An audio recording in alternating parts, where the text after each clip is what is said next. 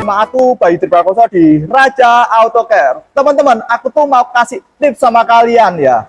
Tips memilih mobil bekas. Tapi teman-teman kalian harus tahu dulu nih, untuk konten ini mengenai tips memilih mobil bekas, aku buat per bagian. Ya mungkin ada 3 atau 4 bagian. Jadi yang bagian pertama yang sekarang ini, aku tuh mau bahas dari sisi bodi dulu. Berikutnya mesin. Yang ketiga nanti mungkin interior. Berikutnya yang terakhir kaki-kaki. Untuk bagian pertama ini teman-teman, aku mau bahas dulu di area bodi.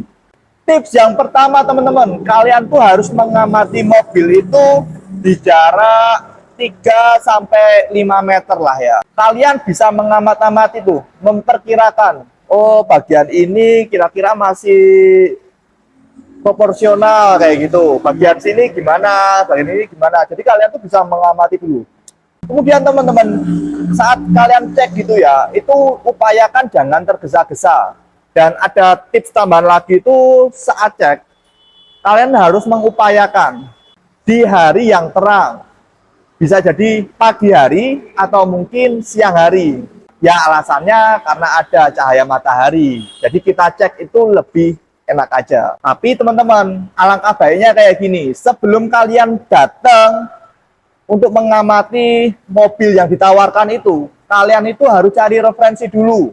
Kalian mungkin cari di internet, kira-kira mobil kayak gini, original bodinya kayak gimana, kemudian, oh bumper belakangnya itu aslinya kayak gini. Kalian harus punya referensi dulu. Jadi ketika kalian mengamati, kemudian kalian itu punya referensi, tentunya itu sangat membantu. Kalian harus cek ya, sisi depan, samping-samping, kemudian sisi bagian belakang.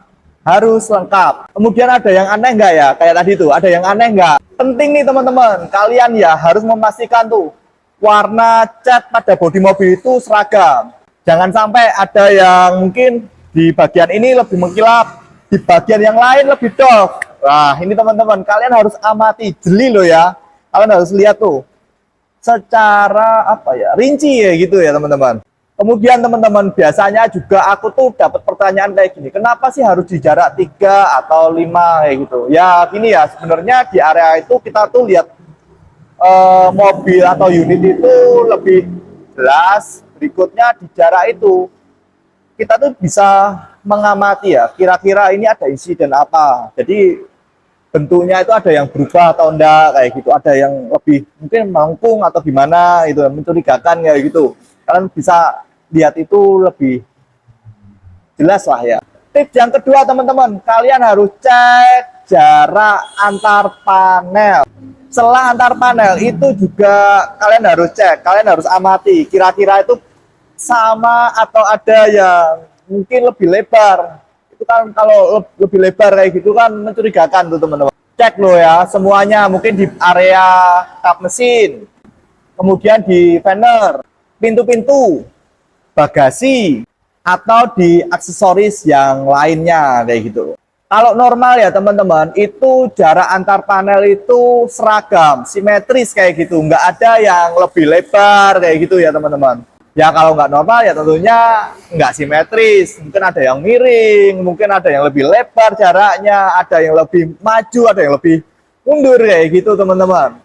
Dan pastikan juga teman-teman, kalau kalian itu menjumpai hal yang mencurigakan, kalian harus banyak tanya sama pemilik mobil itu. Ya, informasi yang rinci itu pastinya lebih membantu. Tips yang ketiga teman-teman, cek bodi mobil menggunakan mata dan ketukan jari-jari tangan. Semisal ketika kalian cek gitu ya, ada yang menggelembung kayak gitu. Bisa jadi nih teman-teman, ini bekas insiden, kemudian didempul kayak gitu. Kalian harus ketuk-ketuk gitu ya. Misalnya ya, saat diketuk-ketuk kayak gitu ada suara apa ya, kopong kayak gitu ya. Orang nyebutnya kayak gitu, bisa jadi ini dempulnya itu tebal. Kemudian teman-teman, kalau semisal kalian menjumpai keadaan catnya itu kasar, seperti kulit jeruk kayak gitu. Nah teman-teman, berarti besar kemungkinan itu bekas di repaint. Kemudian teman-teman, biasanya yang dijumpai itu karat. Nah kalau karat ini kalian harus waspada teman-teman. Jangan sampai itu dari luarnya gitu ya, itu kelihatan nggak berkarat, tapi di dalamnya ternyata karatnya udah sampai di mana-mana. Kalau teman-teman jumpai kayak gitu, wah ini bakalan ngeluarin uang banyak. Tips yang keempat yaitu cek pada baut-baut mobil. Kalian bisa cek di area bagian depan, kemudian di kap mesin nih teman-teman. Kalian bisa lihat secara lebih menyeluruh kayak gitu. Dan tentunya di bagian-bagian yang lain. Biasanya teman-teman kalau mobil yang keadaannya masih oke gitu ya, bautnya itu tuh masih utuh, nggak ada yang luka, kemudian masih rapi kayak gitu. Kalau semisal di area samping kayak gitu kalian jumpai ada baut-baut yang udah nggak utuh kayak gitu.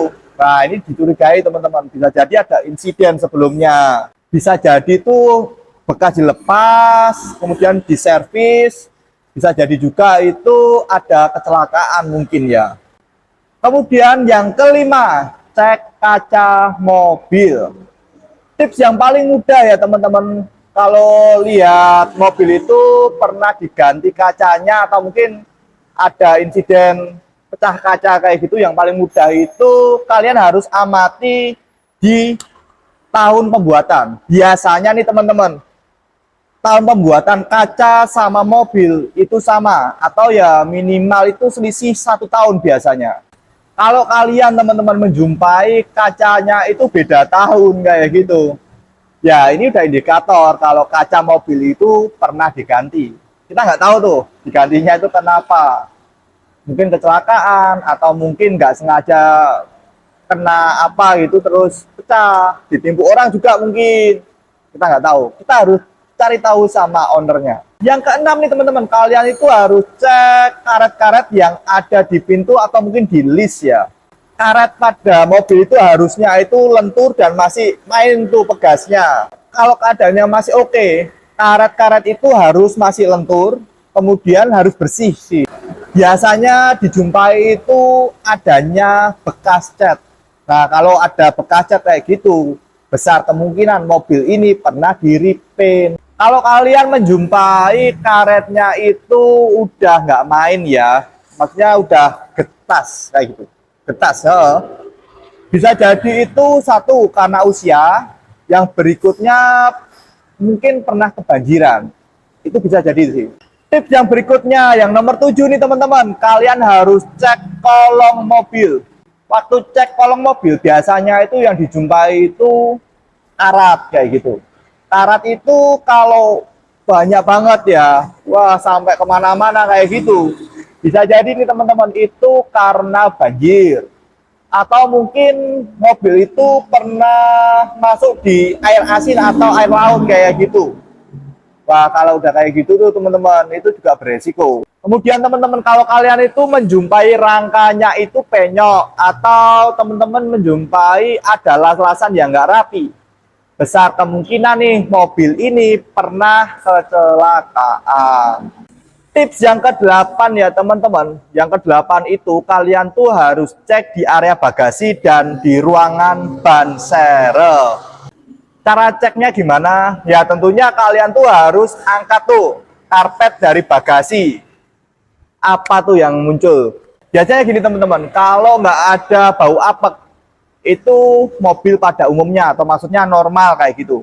Tapi kalau kita angkat dan muncul bau yang nggak sedap, mungkin apek kayak gitu, bisa jadi ini mobil pernah kerendam banjir teman-teman.